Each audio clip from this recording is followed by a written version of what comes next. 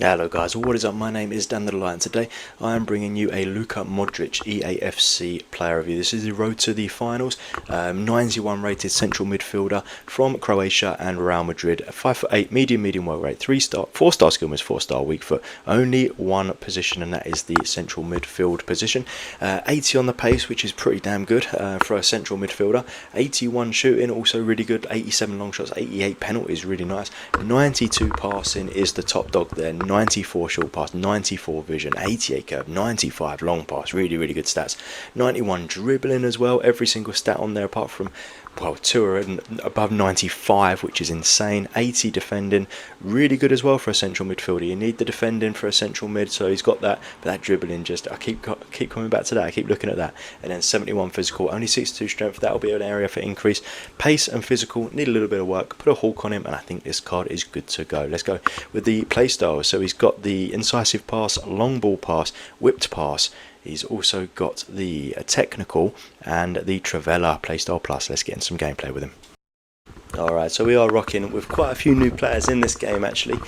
Trying out quite a few of the road to knockout players, so hopefully we can get something good out of them. We've got João Pedro, we've got Diego Carlos, Di Maria and Modric. So there's Di Maria on the ball, nice little pass there to Modric. You expect Modric's passing to be good. João Pedro's had a huge upgrade, he was silver before, so that's very nice indeed. And obviously you kind of know, I don't know what that was there. Modric definitely should have been able to get the ball straight to João Pedro, I would have expected anyway, but for some reason João Pedro just ran at the keeper rather than going for the ball. Not entirely sure why or what he was even thinking. Bit annoying, but nonetheless, you know, decent start from the Di Maria and Modric to actually make that. Well, I almost say make that goal. Unfortunately, it should have been a goal, but make that make a chance. There's Modric. Seems to be all over the place, Modric, which is I think a good thing. Good ball there from João Pedro. Di Maria. If we can find Modric, that was a terrible pass. Probably he should have done a dink over the top. Like an over the top through ball, but yeah, still I think that we should have probably done better there. I think Di Maria's passing should have probably found Modric, to be honest. His passing is not that low on the card to be passing literally straight to a defender. Nice block from Stones. Don't really matter about Stones, we want to get Diego Carlos in. His matters, always consistently good. Di Maria, decent pass there as well, and Modric with a nice ball. I really do want to test out his long passing. Not really my style in general, long passes, but if we can get some going, then that would be nice.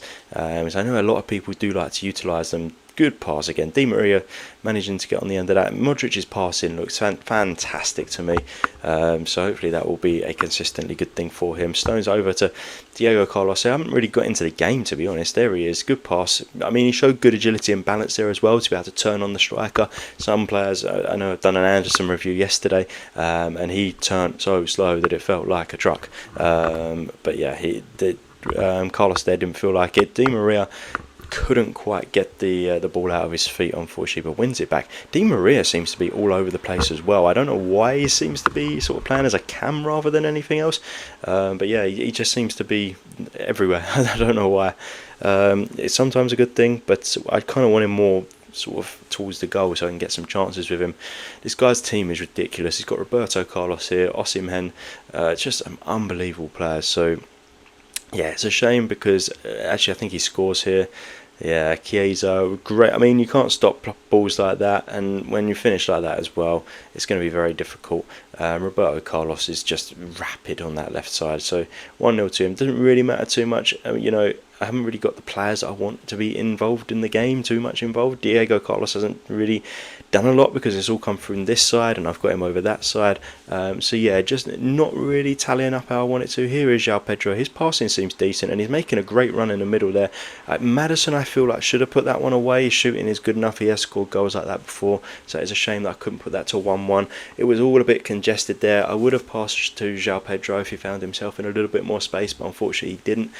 So maybe his attack position is not quite what you would expect it to be.